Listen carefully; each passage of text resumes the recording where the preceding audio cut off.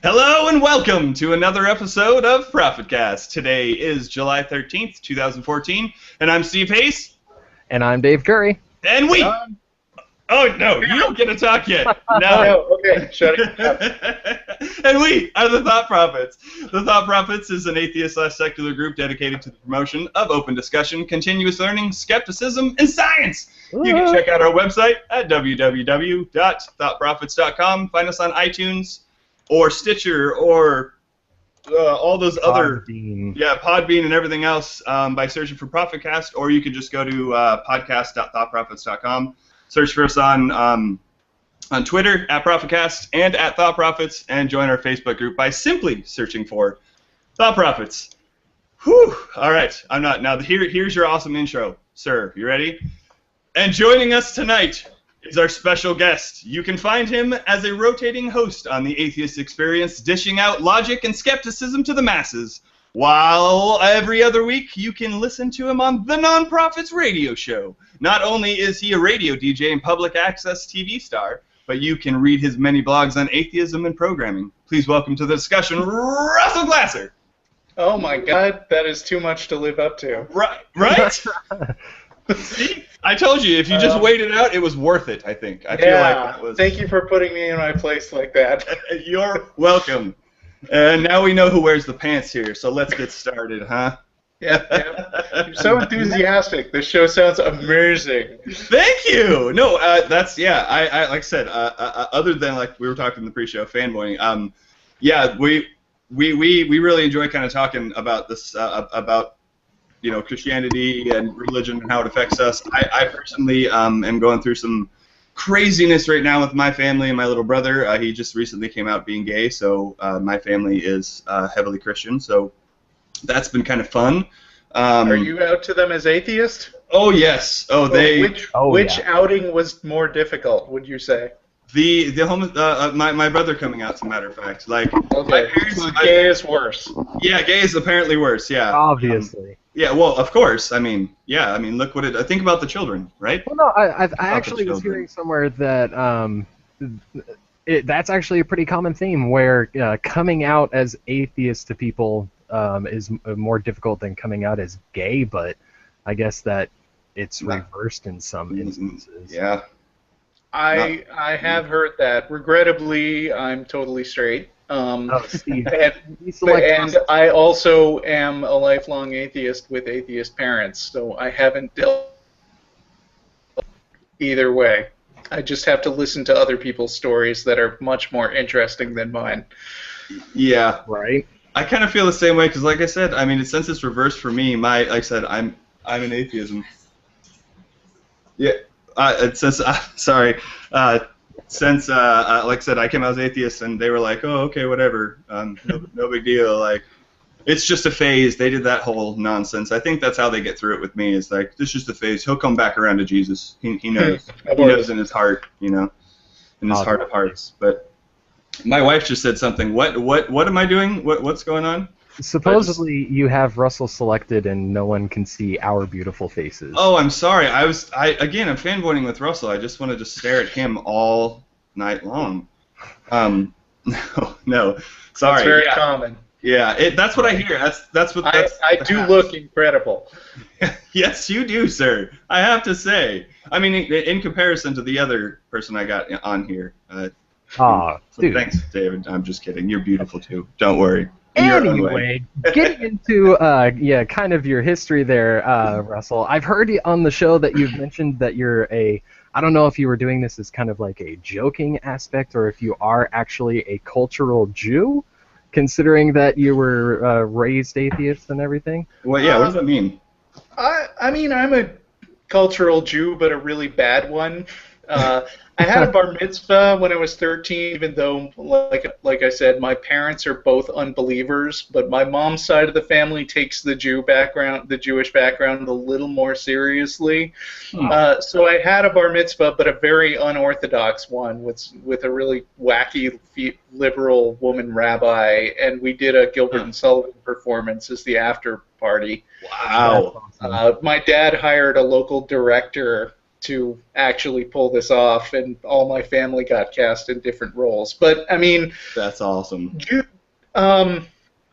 Judaism, I always tell people that Judaism isn't quite like Christianity, because Christianity sort of has these massive splits and rifts all over the place, whereas Jews just tend to have sort of a spectrum going from, you know, the very serious, like the Orthodox Jews, and then the conservative Jews, and then the liberal Jews, and the liberals are practically atheists anyway, many of them. So I just think atheism is another stop. Interesting. Turns out, actually, that like 20% of the Jews in Israel are actually atheists, so it's not as weird as you might think to them. Huh. So it's like you follow a lot of the traditions type of thing, but not necessarily the taking the oh God. Yeah, like a few months ago, we had like a big Passover get together where we all ate the traditional food and told the biblical stories with a whole lot of caveats about how, yeah, none of this really happened. But interesting. Wow, that kind of sounds like fun to a point. I don't know, like getting as much as fun as reading the Bible is. I know a lot of atheists, like Matt Dillahunty, who's the other host of the Atheist Experience. Oh yeah, I've seen him a couple times. Yeah. He's that guy. And his wife Beth, who launched Godless Bitches. Yeah. They are both huge fans of. Yes. I still think that's an indication that on some level they're kind of cultural Christians. Because I certainly don't care about Christmas, and I get into big fights with them every year. Right. But they throw great Christmas parties. I love them. That's the bonus, right? Right, exactly. Well, then, do you celebrate the Hanukkah aspect then? To an extent, but I guess we celebrate the generic. Oh yeah, it's that time of year. What do you want me to buy you? Does that happen for 8 days? Like, what do you want me to buy you today? And then tomorrow? No, not really. I mean, well, then that's no fun. I was going to try to convince my wife to be a cultural Jew, but now if I'm not going to be able to get 8 days of presents, screw this. I mean, even the serious Jews fudge it a little and just give oh look, here's a pepper shaker. I mean, dreidels are out then, huh? Here's a new Maybe pencil. The first and last night you get something cool. There you go. That'd really be the way to do it. Yeah. Nice. Well, that's interesting. Yeah, I've heard the discussion, and I remember that question comes up a lot. I know on the Atheist Experience around Christmas time. So I remember hearing you talk about it and Matt talk about it a little bit, and that's interesting. I know we celebrate Christmas. But we just I'm a relatively new. I'm new to the atheist world. I've only been out for about maybe 2 years, I'd say. About as long as this has been going. Welcome. Thank you. I hope you've gotten your tattoos and cool leather jacket by now. Not yet. No, it's in the mail, I was told, actually. But we were told there would be branding involved. Yeah, I was waiting for you to come on doing it. Yeah, you're coming up here to visit us in Seattle, so I thought you'd just do it. Yes, I am. I'm going to be on Ask an Atheist next Sunday, so get in touch with those guys if you need to know how to drop in for drinks.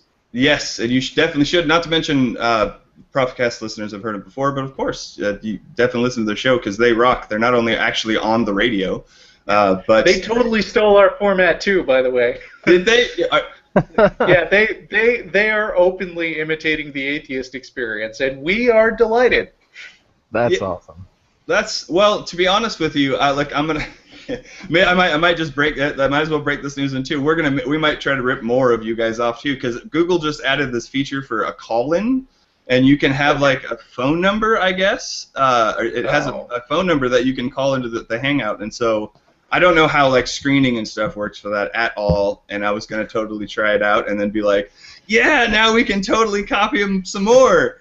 And yeah, although I should warn you ahead of time, it's actually really hard to get a good number of Christians to call in. I bet. It was easier in the early days when most of our audience was just people flipping through channels onto the public access channel. Yeah, actually, can you tell us a little bit about that? Like, so you've been doing the activism, or at least you've been an atheist for not 2 years. So like how did you get started doing all this stuff? Well, I graduated from college in San Diego in 1997, and you can use that to backdate my age.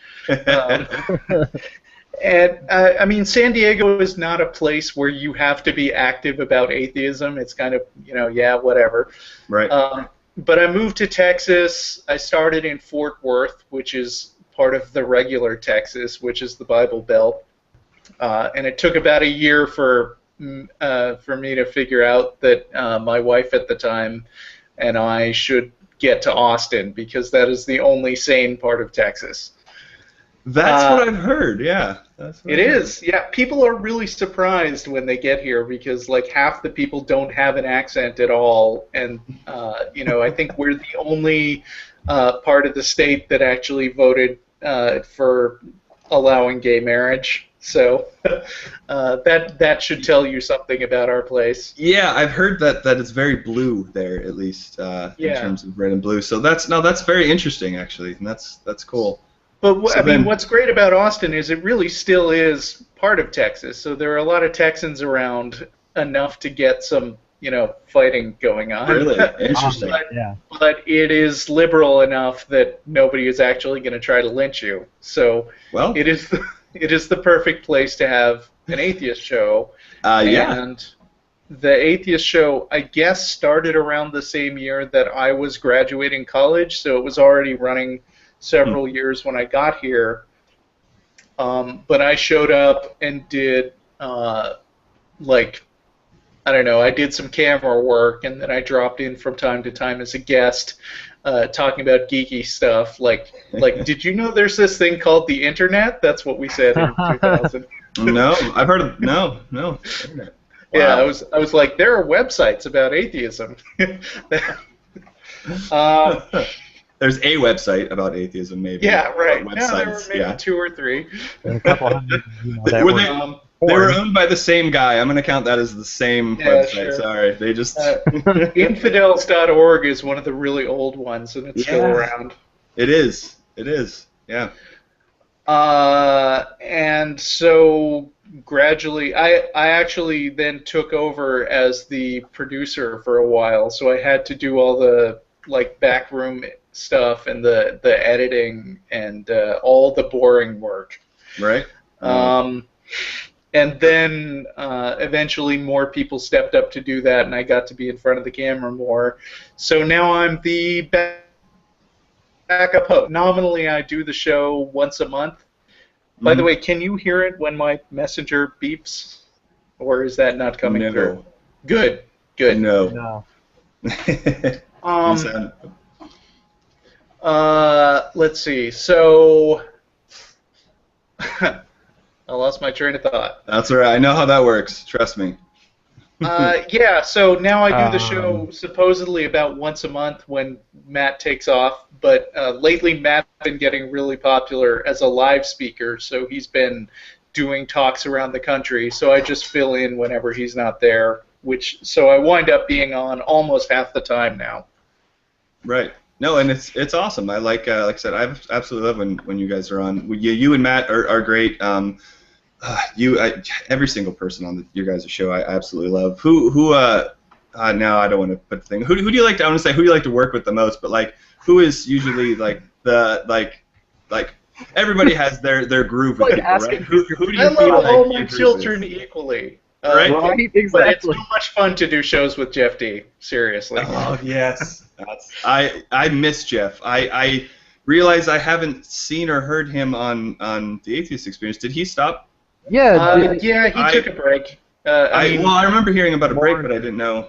Yeah, he's kind of retired from the Atheist Experience, but he's the main host on the nonprofits, so you should definitely listen to that because it is also an excellent show. Of course, the nonprofits is awesome.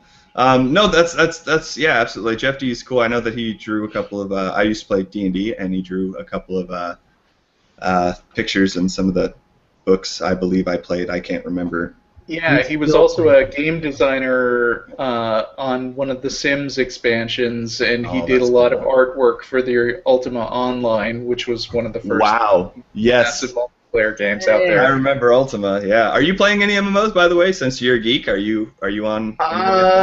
You know, I was pretty big into World of Warcraft for a long time. I haven't played in a while, but I might start up again. Boo. Pick a WildStar instead.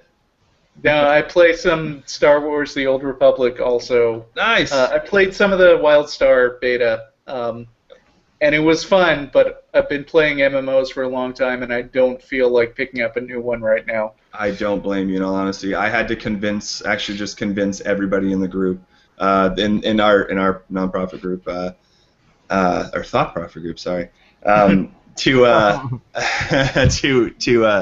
to switch games. We were playing Star Wars: The Old Republic as well, so that game was awesome. So nice.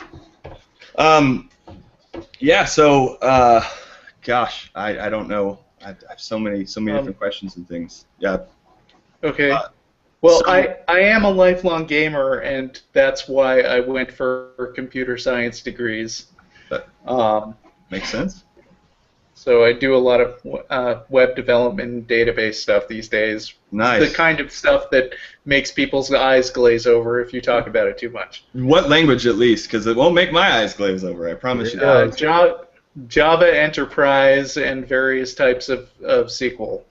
All right, Java Enterprise is a little bit rough, but okay, SQL's fair enough. It's the hardcore stuff. Yeah, I would say so. I'll give you a tip of my hat. I'll give that to you. Maybe I'll go check out what you have to say about programming then. Okay. Well, if you want to, my programming blog is castlesofair.blogspot.com. Oh, that's I do a lot of different crap. Yeah, that ends up happening in the world. Yeah. Yeah, because you have your atheism blog, you have your programming blog, the non-profits atheist experience. Yeah, I mean, don't forget IronChariots.org. Oh, right, yeah, you're behind Iron Chariots, and let's see what... I'm an admin on that site, by the way. Yes. Free thought blogs. Yeah, I got admin. I must have made you one then. You did, as a matter of fact. It was totally you, yeah. All right. Oh, it's awesome. I meant to go in and add some more stuff as I'm learning, but I've been so overwhelmed with lots of stuff. Yeah. Actually, Stephen Fry once plugged Iron Chariots on Twitter, and because he has like 8 million followers, the site went down right away. Oh, that's awesome. He asked me in advance. He emailed me in advance and said, "Hello, I've just discovered this lovely resource you have, but I have to warn you, if I tweet about it, it will bring the site down. Is that okay with you?" So I emailed him back and said, please do it anyway. Stephen Fry, tear my site down, please. Yes. Wow. That's amazing. So I have had communication with Stephen Fry, which is fucking awesome. Jeez, no shit, damn. Oh, well, now I'm even more jealous. No, that's crazy. Actually, I wanted to ask you a little bit too. So I was kind of speaking about overwhelming. So I, along with just kind of, like I said, kind of coming out as an atheist and trying to do just a weekly podcast thing, whatever it is that we do here. I also have kids, and so do you. And you seem to be doing a lot of stuff. And I'm just kind of curious, like how do you manage all this? Like manage your the atheism and your activism, as well as what's it like? I mean, you said in Austin it's a lot more liberal, so maybe you don't got to deal with it as much. But well, the atheist stuff is actually, I mean, that's the public stuff you see, but that's actually something I do like once or twice a week. So it is, I mean, I don't spend as much time on this as you might think. Mm-hmm. Although I do spend a lot of time screwing around on the internet looking at atheist stuff. So that happens. But you're asking me to talk about parenting, and actually my son is right here in the room. Right? So that could get awkward. Well, I guess I'm just gonna know all of your tactics now. Yeah, right? No, I guess I'm just kind of curious. Like, I mean, you're able to do blogs and things. Like, I personally, I'm not just, I just have too much going on, and I'm just kind of curious. Like, when it comes to parenting and being an open atheist, like, how did how do you talk to your son about it, or has there been any issues with your kid in school or with your family or anything like that? Okay, so it was important to me not to indoctrinate my son. Mm-hmm. I'm assuming he'll jump in and yell at me if I say something not true. But I mean, I never wanted to tell him, people will say there's a God and that's ridiculous. But I did want to say, I don't believe in God, and this is a complex life issue that you're going to have to figure out because most people disagree with me. So, let me lay out why people believe in God, and I'll tell you why I don't, and then you make up your own mind. And I think there might have been a year or two when he dabbled with the idea of maybe just jumping on the bandwagon with his friends, but for the most part, he has been a staunch atheist. And now he's 12 and into Google+, and so he's just started getting into brawls with other kids online. Interesting. That is, yeah. I think his experience growing up it has been different from mine, because when I was in elementary school, I lived in Auburn, Alabama for a few years. Oh, wow. And that's really the Bible Belt. Mm-hmm. And the buckle, I believe, actually, isn't it? It's the Bible. Yeah. Being a kid who openly doesn't believe in God put me in direct conflict with what most kids believed, and I think there were parents who wouldn't let me play with their kids. But I think that over the last 15 or 20 years, there have been a lot of new works coming out that have sort of demarginalized atheism. I mean, there's been a lot of books like Richard Dawkins and Sam Harris. All those books have come out, and not to toot my own horn, but shows like The Atheist Experience have become more mainstream to the point where where at least more people out there are aware of normal people being atheists. And I think my son's experience has actually been that, when he says he doesn't believe in God, he angers a lot of kids, but he also encourages a lot of other kids to out themselves and say, I don't believe either. And I think that is less controversial than it was 30 years ago. I would definitely agree with that, and not to mention, I'd say that's I haven't really heard of very many people, at least in my area, kid-wise, that kind of come up and say anything, and that's really amazing. That your son's willing to step up and actually speak out. That's something that I would say is probably would have been unheard of. Well, except for your case, I suppose. Well, right? Yeah, there's me. Except for you, unheard of, except for the Mr. Russell Glasser, of course. But right.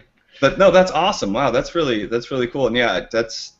Of course, we're trying. I imagine David, of course, is gonna when your child is old enough to start getting into the funness of religion. My 6-year-old is dealing with a little bit of it, and he's like I said, I'm trying the best as well as to not indoctrinate him. I say that I'm an atheist, and my wife says she's an atheist, and we say what that is and what it means to us and why we're not. But he had a conversation when he was in class about saying one nation under God, I think, or no, that's right. He said it's right. It was that he wanted to come sit with some friends, and because he's an atheist, some kids know that he's an atheist. He couldn't sit with them because he wasn't like them. So he just said, "Oh, okay. Well, I'll just be a theist for a day. I'll just be a theist for a day," and then so he could sit with them. So it was just that's like I said, it's really interesting to hear you just actively step out. I really think it's way more important to teach your kid to be skeptical than just to promote atheism. And so, I used to read Ben the Bible as bedtime stories, right along with all the other fictional books that I read him. Right. I read him Charlotte's Web. I read him Bunnicula. That's a great book. And it's about a vampire bunny. Oh, that sounds awesome. It's great. You should look it up. I will. And we read the Bible, Huh. And there are several benefits to reading the Bible. One is that it's really boring, and if you don't whitewash that, it creates an immediate aversion to religion. That interesting. Yeah, that's fair. Yeah, something that I've always been I haven't understand how they're able to like wrap this up into children's Bibles. It's like, Oh yeah. how sugar-coated do you have to make this shit? Mm-hmm. Well, I mean, they do sugarcoat it a lot. Like Noah, for just to pick the best example, is in tons of children's books, and it is a horrible story I about know. I don't know how many people the Bible thinks were on the earth at that time, but it was thousands or millions of people drowning. And what you get is, this colorful little book about fluffy animals and rainbows. Right. Yeah, it is. That is something that, as coming out as an atheist, some of the stories I hear about, I think now about the Bible is exactly that. Like, what the f? Are you kidding me? Like, that's I just, how did I miss that? Earlier. Like, wait a minute. 2 of every animal. So, what happened to all the other animals and the people and like the babies and like what the hell? That's just Yeah. One thing you should check out. There is a website called the Brick Testament. Have you seen that before? It's this guy building Bible scenes out of Legos, and it's really funny because it's not whitewashed at all, and he covers the dirty sex scenes in the poetry parts. What? So does he have like a pile of like 200 foreskin in front of the, what was it, 200,000 or whatever foreskin in front of the I would bet king? they're those little disc Legos, and he just stacks them up. I haven't checked it out, but I'm sure that he would have a scene like that. That sounds fantastic. Oh, I'm gonna have to go check that out.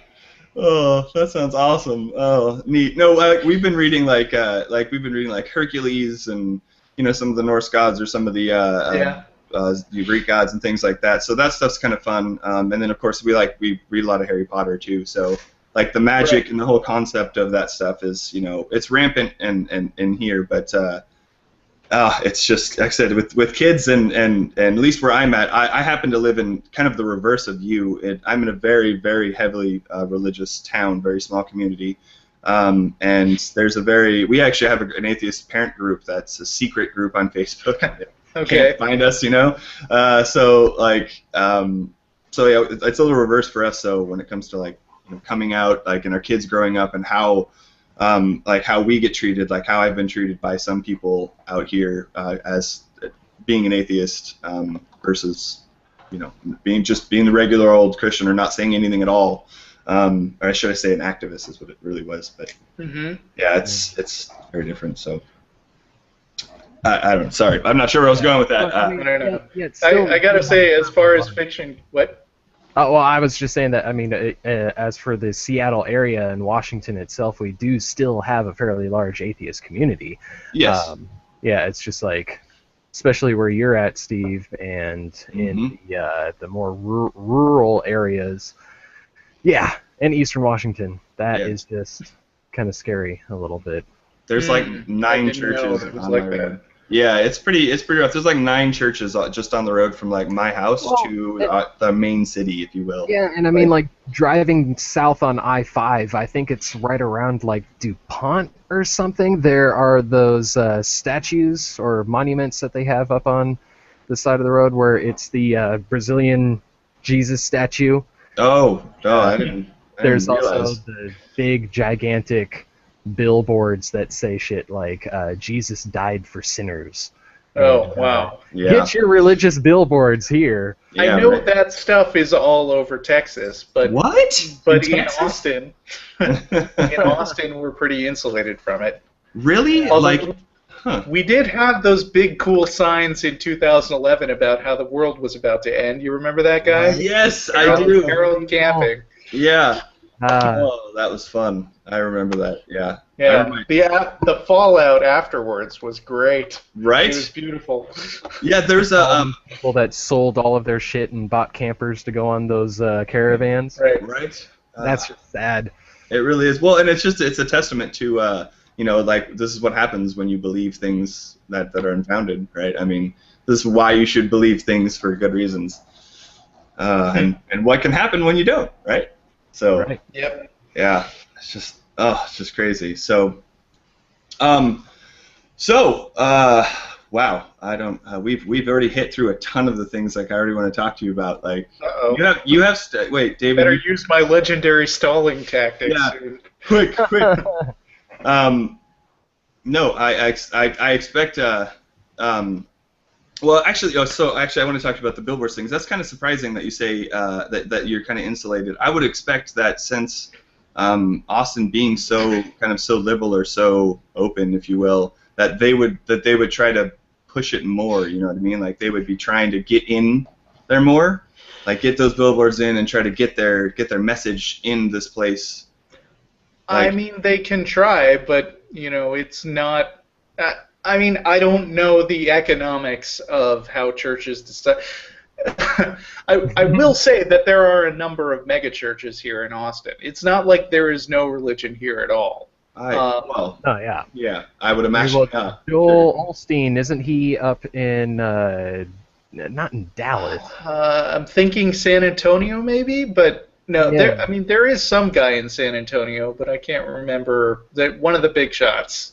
One of the big mega churches is in San Antonio. So Austin is like Texas has huge driving times in every direction, but Austin is basically in the middle with Dallas 3 hours north and San Antonio an hour and a half south, and those are the other major cities near us. And of course, both of those are big cities that are much more religious than Austin. Sure. Huh. Interesting. Speaking of billboards, you have a few things in the Q&A.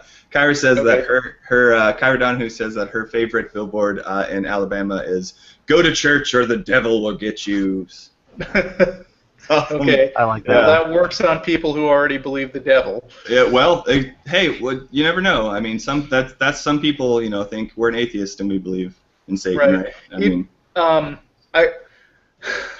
A few years ago, I was trying to explain something to a Christian, and I came up with something which I call the Star Trek rule. I was basically pointing out that, like, okay, so you're always throwing these Bible verses at us. Like, I would read this guy's posts, and they were just walls of text that were chapter and verse from the Bible. And I was like, those don't work on us, right? I mean, I start seeing those chapter references, and my eyes just glaze over. Exactly. And I said, you're kind of like an obsessive Star Trek fan.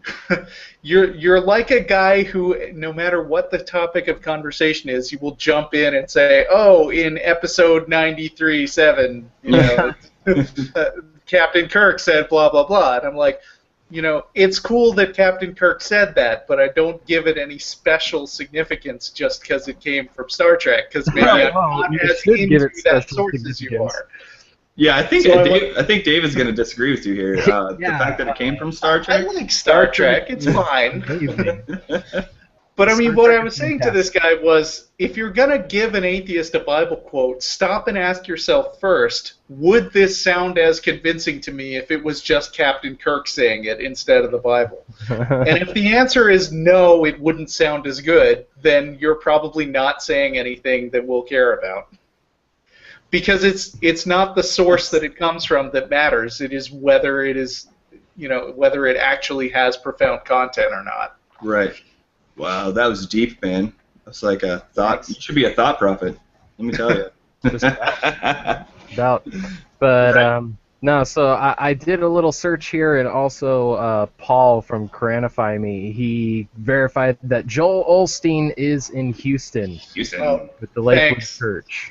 Yeah, Houston is east of us. We're surrounded by big Christian cities, but that's actually very far away. My cousin goes to. It's kind of scary and disappointing that she goes to that.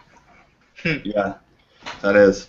And then also on the billboards, before we jump off of that, Nancy Drew says, "Any billboards? We have, quote, actors, models, and talent for Christ billboards." Oh, really? I've never seen those before.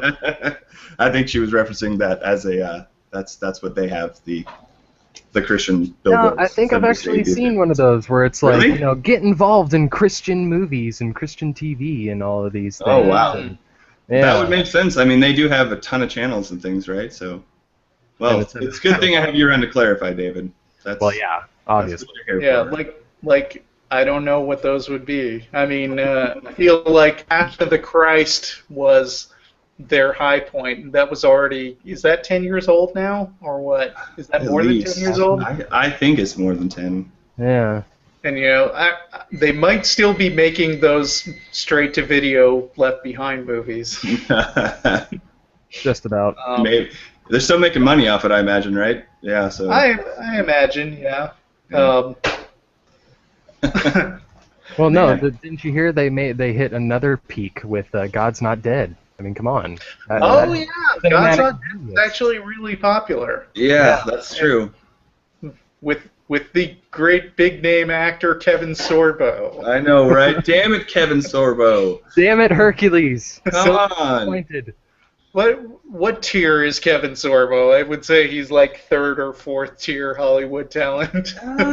Yeah, give or take. Well, I mean, yeah, maybe. I don't know. I mean, not that I could talk. Yeah, well, yeah, I was gonna say. I mean, my role in Hollywood, I just couldn't. They couldn't handle me, so I was just like, couldn't afford me. It's all right. I'll just go to programming and stick with atheist activists. That's what I'm gonna do instead. Yeah, but I mean, I didn't watch that movie, but I did watch the trailer. Yeah. And my favorite part of the trailer, I watched the trailer many times and laughed and laughed. But my favorite moment in the trailer was when Kevin Sorbo just looks really seriously at the camera and he says, "Life is a tale told by an idiot, full of sound and fury and signifying nothing." And it's like, he's delivering that line like it's this brilliant speech that he just came up with off the top of his head, whereas you would think that he'd be like, Shakespeare once said. Right. Right? No, I read a review. You're way too into this play, Kevin. Yeah, just chill out for a second, man, right? Yeah, exactly. I read a review where we haven't seen it either, and I don't really want to waste money on it. Maybe I'll illegally download it later, but like I read an interview where they said that the kid's main argument was science hasn't disproven God. So God. Whoop-de-doo. Yeah. Basically. Well, have you ever heard that argument before in your, Oh yeah, all the time. Oh, really? Oh, of course. Oh man, yeah, yeah. Nancy Grace is strong in the movie. That's a good one. So, doing the atheist experience, of course, there are a lot of things that you're going to hear over and over again. And the trick to handling conversations is recognizing where they're going and making sure that you steer it into a conversation that is interesting. Because, like, somebody saying science doesn't disprove God, my reaction to that is pretty much, yeah, so... But, I mean, typically the more fruitful end of that conversation would basically be to say, all right, you believe in God, I don't believe in God, convince me. And... Yeah. Use science to convince me. Right. And when you're making that line, when you're starting with that line, the idea that science hasn't disproven God isn't really going to get you anywhere, because it's like, all right, it hasn't disproven God, I still don't believe in God, or move. Yeah, exactly, right? Yeah, the flying spaghetti monster, on the other hand, there's tons of evidence. Right, science hasn't disproven the flying spaghetti monster, therefore flying spaghetti monster. Yeah. Right, makes perfect sense. So, no, that's interesting. That's when you say talk about keeping the conversation or getting the importance of point of the conversation. That's something I'm struggling with a little bit. Is like I've been like when I first came out, I was really angry, really angry because I had no idea. I really didn't recognize like what religion was doing. Just a digression. I think that is why I have a reputation as one of the nicest people on the Atheist Experience, because I have nothing to be angry about. I didn't waste any time on religion ever. See, yeah, that's you got lucky on that one, I suppose. Very lucky. Yeah, damn. Yeah, I came out and I was really angry, and so it was tough to have conversations with people because I wanted to jump into my favorite one. David knows I do it every single time. It's the first thing I jump into. Like, how do you explain Exodus 21? Like, Exodus 20 is your 10 Commandments. 21, the very next chapter, slavery. Help me out here, you know, and like David's like, dude, try, you know, slow in your roll, get to slavery, you know, slowly, don't just dive, you know, kind of dive head first. So, like, I've had a big issue with that. So, that's like, what I guess when it comes to like, do you have any more advice for having conversations about you know, being skeptical of things, about you know, because people come to me with not just things of like, hey, you know, why don't you believe in my God? But, you know, they ask things like, well, so you don't believe in a God, but do you believe in ghosts? Do you believe in, you know, this supernatural thing? Do you believe in that supernatural thing? So, yeah, you know, when it comes to like my skepticism, they don't recognize that it's, you know, that a lot, you know. And Paul here again, he's I think this comment kind of runs into it, but the skeptical community is just as guilty of fangirling on our celebrities. We should be careful about ridiculing theists for doing the same thing we do. Oh, they defer I to their absolutely leaders. agree. I mean, Yeah. there are some horrible jerks in the atheist community, and there are some people who will not hear any criticism of their idols. Yeah. And there are people who are not such horrible jerks, but occasionally say kind of dumb, misguided things. Yeah. And I think that we should be open to criticizing and even ridiculing people that we like when they say something incorrect, or when they say something that doesn't make sense, or is like hurtful or abusive to other subgroups of the atheist community. Absolutely, completely agree. Go for it, Steve. Yeah, that's actually that's actually an interesting topic, because I know one of the things that I've talked. Okay, so this was really like, this was kind of a strange coincidence, I suppose. Is so last week we actually had Nancy Drew and Nancy Drew on, and she talked. I don't know her real name. Does she actually go by Nancy Drew? That's what she. That's what she has as caller too. Yeah, Okay. She's actually a private investigator, so she. She is. Okay. Yeah, she is. So she has to keep her identity safe. So plus it's also fun to say like, I know Nancy Drew. You know what I mean? Like, I have a frequent conversation. Right. But you know, we had her on last week. She talked about. I know I get tweeted a lot by Nancy, or get retweeted and stuff. So I think you said she's watching right now. Hi, Nancy. Yes. Yeah. Well, like, and I kind of wanted to talk a little bit about it, because we talked a little bit like the Free Mubarak stuff, and there was a little bit of, I guess there's a little bit of like controversy, and I don't want to I don't want to like jump in and attack, but I was just kind of curious if like what you were talking about, being skeptical and things, that was a really crazy situation and really hard to find information and things. So I was kind of curious if, like, how did you feel about the whole Free Mubarak thing? I could see tweets and you know, you only limited with characters. Like, how do you feel? Actually, okay, so a number of people were pissed at me for a while for my perspective on the Free Mubarak people, because before I go any further, I want to say the people who were saying that Mubarak was this kid who was imprisoned, they were right. It was just difficult to tell at first, because there's a story coming out of Nigeria where a lot of really high-profile scams happen, and this sounded very much like a typical scam setup. You got, you got your victim in Nigeria. It wasn't clear what kind of financial transactions were being looked for, but you know, there was this person who was in trouble, and there was this attempt to raise his profile and get people to be looking for some kind of rescue or support and something, and it just seemed very fishy to me at first.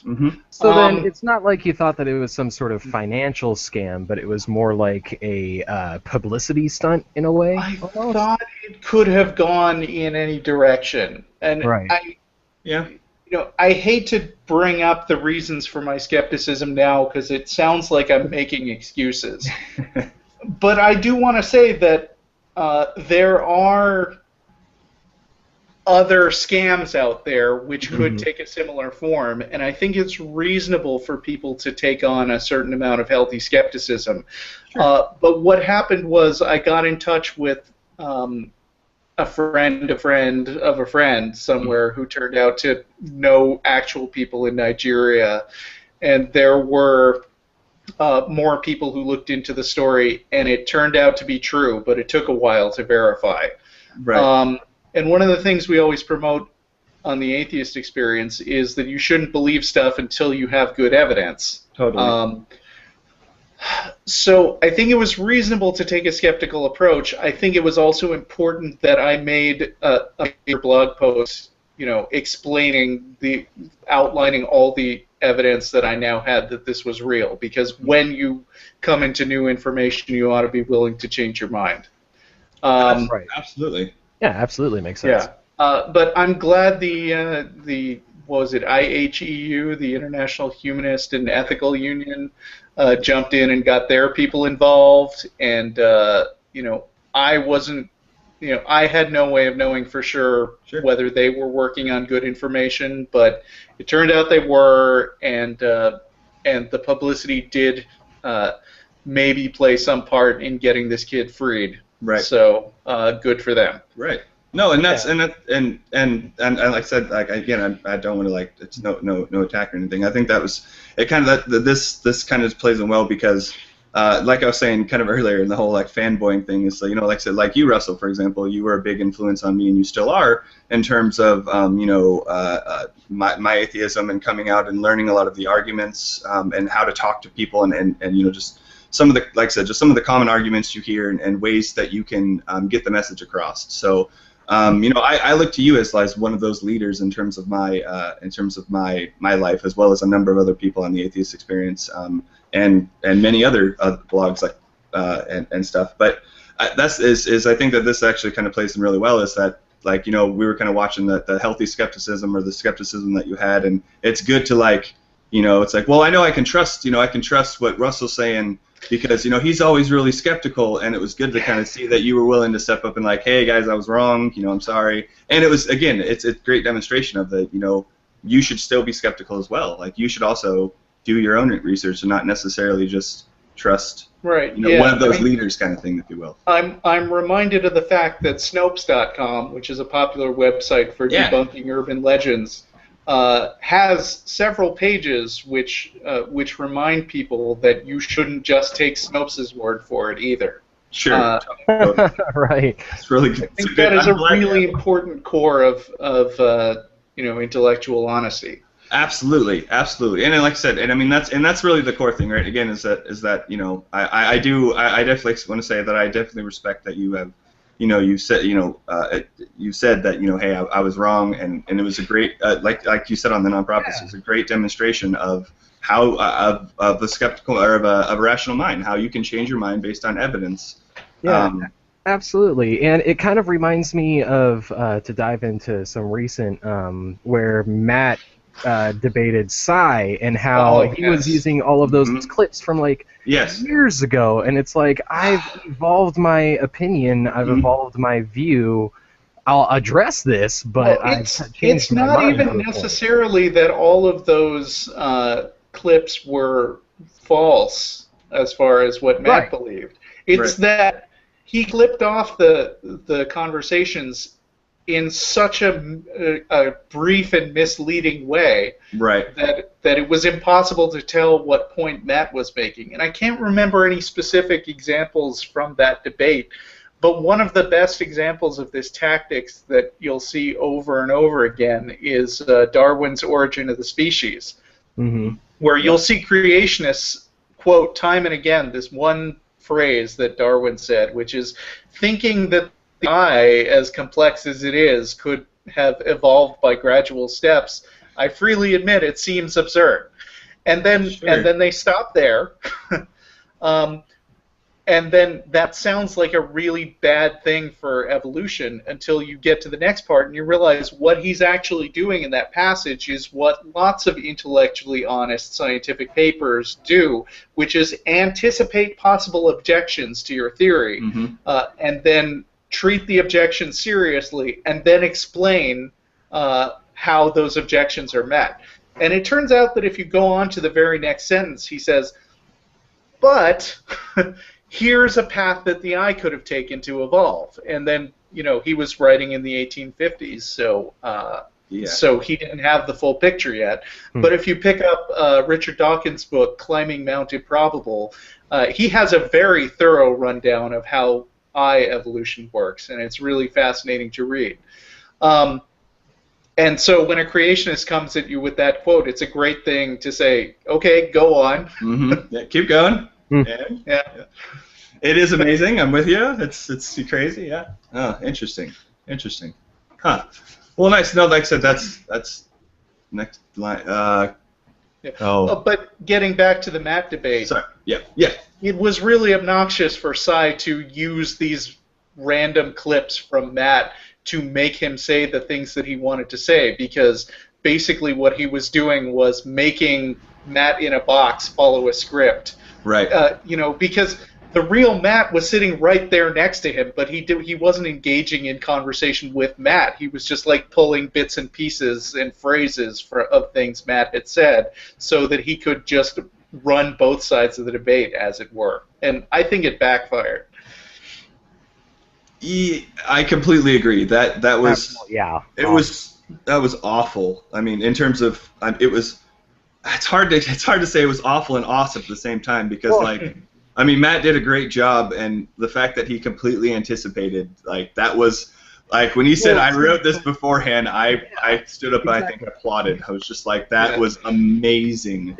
Exactly. It's like, that's the thing. All of these apologists, they have the same script, they have the same talking points, and it all boils down to, you know God exists, so, and you have to go through my worldview in order to even have your worldview bullshit. And there are Christian websites, Christian apologist websites that tell people, just read this script, and if they say A, then go here, and if they say B, then go here, and everything will work fine. And I would never tell an atheist evangelist, as it were, to do that sort of thing. I would never give them a script, because there is no script. What there is practice and experience. You've got to run into the arguments, and you've got to lose a few times so that you know where your weak spots are. And you've got to practice running up against those same arguments over and over again so that you can figure out what works in front of the audience. And what I think presuppositional apologist fails at is that it's very successful at infuriating people and making people shut down the debate, but it's actually very bad at convincing people who aren't already convinced. Yeah, that makes absolutely. Absolutely. You are smart man, sir. Thank you. You should host a show or something. You know what I mean? Like, I should. Maybe I'll look into that. Yeah, you should. I know, guy. Well, we can hook you up. We got our, obviously we got our own show. So. Okay. And you, right, that's pretty impressive. Yeah. Right. So, let's see. Joey Cowan, actually Joey's been a recent recent contributor to a lot of our discussions lately. He says, "Thank you, Russell, for not." He says, "Thank you, Russell, for not having me think I was the only one who was questioning that story." I think he was talking about the Mubarak thing. Good. Yes. Yeah. Well, and I mean, there's like we were talking about, there's good skepticism to have. I mean, it was tough to get information. It's tough, like you said, the Nigeria thing. I know that a lot of times you have the brain trained of Nigerian scams, so it's really hard to get that, almost say like that presupposition right there, right? Get that out of there. But yeah, I guess, I guess I have this piece. Is there anything that you would like to say about the Mubarak, about all the Mubarak drama with the different people and arguments and I guess things that went back? Is there any last words I feel that you want to say on it before we move on to more topics? Actually, we have 6 minutes left before we end. Yeah, so that's kind of why. I think I've said what I wanted to say. Yeah. Okay. Cool. All right. Perfect. Yeah. Like I said, well, we have 6 minutes, and wow. Then I'm just gonna do what we do normally, anyways. Russell, is there anything that you would like to that you feel that you can get a touch on or want to say, or is there any anything that you want to bring up, or is there anything that you'd like to promote or pimp? Okay, so I do host a couple of shows. I am slightly jealous of all those people who go around to different college campuses getting to talk to people and do lectures. Like I said, I'm doing this Abilene thing, but I don't get a lot of like trips to conventions and schools and stuff. But I am a registered speaker at the Secular Student Alliance, and I do have a page at samaralectures.com. So if you think that you'd like to get a speaker out to your area, if you have a Secular Student Alliance affiliate or something, drop me a line. I'm one of the cheap ones, most likely, and I have a lot of things to say to atheists about how to effectively talk to other people about atheism, and also to hopefully to Christians about bridging the social gap and making them understand that we're not evil people. There you go. That is definitely something that I would actually almost love to have you on again, if you wouldn't mind perhaps talking about that, because that I think we could take a whole show in itself, because that is something I'm very interested in.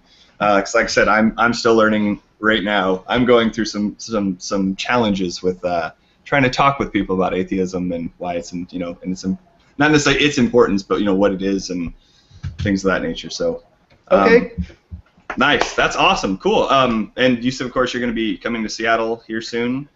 Yeah. So I'll be in Seattle mostly with my family, but I'll be at Ask an Atheist next Sunday, and the Saturday after that I'll be in Abilene, Texas, if that's in your area. Slightly outside of mine. Sorry. Yeah, a little far. I want to go. I really do. Actually, you got me now on Google Hangouts. Can you just hang out me in, put your phone down, and then I'll just watch it? How's that? Probably not. No? Well, all right. Is that I don't know if that would be recorded or anything, right? Like, are we going to be able to find that on YouTube? I've asked them many times to make sure that they get a good recording up, but you can never guarantee with local groups. But they assure me that they're going to have some decent equipment on hand. Cool. So nice. I'll post it on the Atheist Experience blog if I get it, which is freethoughtblogs.com/AXP. Bam! Nicely done. Cool. I hope it's recorded, because I definitely want to hear it. I'm really interested to see kind of how, especially the Q&A stuff. I have no idea if I'm going to crash and burn during the Q&A, but I'm sure that will be interesting to watch if I do also. Well, I think, I feel like maybe, it's kind of like watching the reason watching NASCAR, right? You just hope someone crashes. Come on, Russell, come on! No, Matt tells me that people do not heckle very much because they want to be on good behavior. They want to put a good face on Christianity for the heathens. But I am still slightly scared that people will jump up and yell at me that I'm going to hell, right? And just derail my whole topic. Yeah, let alone key your car with yeah, it's got Christ symbols all over the place. That's awesome. Oh wow, yeah. Well, that's gonna be cool. Like I said, I hope it's. I can't wait to hear it, and I actually can't wait to see you actually in person. I'm definitely gonna come down and visit you when you go to do the Ask an Atheist. Okay. So that's going to be really cool. David, is there anything that you any last words you wanted to jump on? Anything that you feel you didn't get to say? Well, no, not anything. Well, I mean, not really anything that, like I didn't get to say, but this something to pimp. This is the final week before the Washington Warrior Dash, and I am completely unprepared. Yeah, still eating fast food, have done a little bit of working out, but I can go at my own pace, don't worry about it. But I'm still accepting donations right up until the final minute. There's links in the description below for myself and my wife if you want to donate. I think I need to make, personally, like $200 in order to get access to a shower after I'm done, and Deanna only needs to make like $40. So if you want to help my wife take a shower after we are done, Yeah. That's gonna get an audience. Why didn't you say that in the beginning? No, I'm just Donate. kidding. There you go. Oh, that's awesome. That's awesome. And Well, I'm just gonna let you know too. By the way, I think I might come down and watch you guys. And since I know now that you haven't been training, it's just going to be a Thought Prophet special that I'm just gonna follow David with my camera and record him and just watch him like, and he's down. He's been down for 5 minutes. Someone should probably get some help. We'll be minor intermission. You know, I can't wait. It's gonna be great, David. oh yeah, Oh, should be awesome. sweet. Well, cool. Well, I mean, I guess, I mean, when it comes down to pimpins, I mean, obviously go to our website, check us out on iTunes and all that kind of fun stuff. Obviously, check out the Atheist Experience, check out the nonprofits, check out Russell's blogs. Russell, thank you so much for coming on. I really appreciate you coming into this random show, like I said, of just two random dudes. So we really appreciate Thank you for having me. I mean, we're all just random dudes too, so it's been a pleasure. Good. Awesome. Yeah, good, awesome. Well, David, thank you again also too for co-hosting, and everybody who watched, you have a godless night.